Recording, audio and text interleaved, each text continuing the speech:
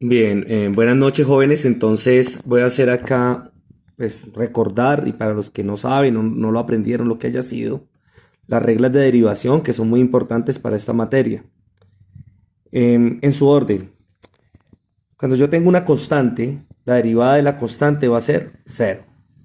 Cuando tengo una potencia, que es la más usada, ¿no? Entonces yo tengo, por ejemplo, acá con el ejemplo, ¿sí? Acá dice, este no es el ejemplo, esta es la forma, f de x igual a x a la n, entendiendo que a y n son números. Lo que hay que hacer es bajar el exponente y multiplicarlo con el coeficiente numérico, o sea, es decir, con la a, y restarle una unidad al exponente. Entonces acá tengo el ejemplo. Si f de x es 3x a la 4, ¿cuál será su derivada? 4 lo multiplico por el coeficiente, 4 por 3 es 12, y le resto una unidad al exponente que tenía, la resta de 4 menos 1 es 3, y esa será la derivada de la función que tenía acá. La regla del producto nos dice que f de x es igual a g de x por h de x. La derivada de esto es la derivada del primero por el segundo sin derivar más el primero, ¿sí? El primer término, por el segundo derivado. La derivada del cociente, si yo digo que f de x ahora es g de x sobre h de x, el cociente es una división. Es muy parecido al que acabo de explicar, donde decíamos que es la derivada del primero. En este caso el primero será el de arriba y el de abajo pues será h de x, ¿no? Entonces, la derivada del primero por el de abajo sin derivar menos el primero por el de abajo derivado sobre todo esto sobre el de abajo al cuadrado, el de abajo sin derivar. Esa es la regla del cociente. Tenemos a este lado, muchachos, las derivadas de las funciones trigonométricas, que f de x, si es de seno de x, su derivada es coseno de x.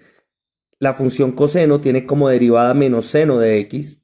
La derivada de tangente de x, su derivada es secante cuadrada de x. La función cotangente de x, su derivada es menos cosecante al cuadrado de x. Si la función es secante de x, su derivada es secante por tangente. Y si tenemos que la función es cosecante de x, su derivada es menos cosecante por cotangente. Aquí tengo para explicar por medio de un ejemplo, y por eso hago más que todo el video, de cómo se aplica la regla de la cadena. Entonces, si me tengo la función f de x, que es 4x a la 3 por seno cuadrado de x, notamos que aquí hay un producto. Hay dos términos, hay dos expresiones en esta función. Una que será 4x a la 3 y otra que es seno cuadrado de x.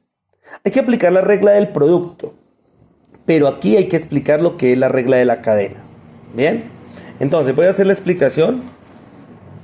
Como producto, la derivada del primero, o sea, 12x a la 2, por el segundo, es decir, por seno cuadrado de x, ¿sí? El segundo sin derivar.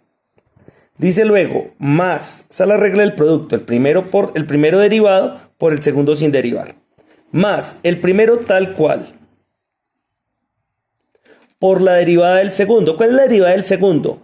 Es bajar el 2 y acá asumir que hay un 1, o sea, 2, ¿sí? Por seno de x. Al restarle la unidad a este exponente me queda seno a la 1. Y ahora hago por la derivada interna, eso le llama la regla de la cadena. ¿Cuál es la derivada de seno? Por coseno de x. Todo esto de una vez decimos que lo derivamos con respecto a la variable x. Pero el ejercicio no queda allí, hay que organizarlo. ¿Cómo se termina por organizarlo? Lo que haya que multiplicar, simplificar, etcétera, será necesario hacerlo. Por este lado no hay nada que hacer.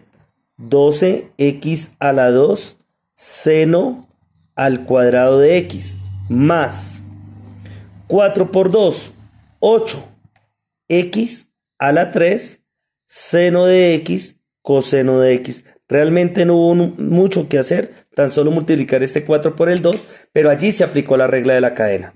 Gracias.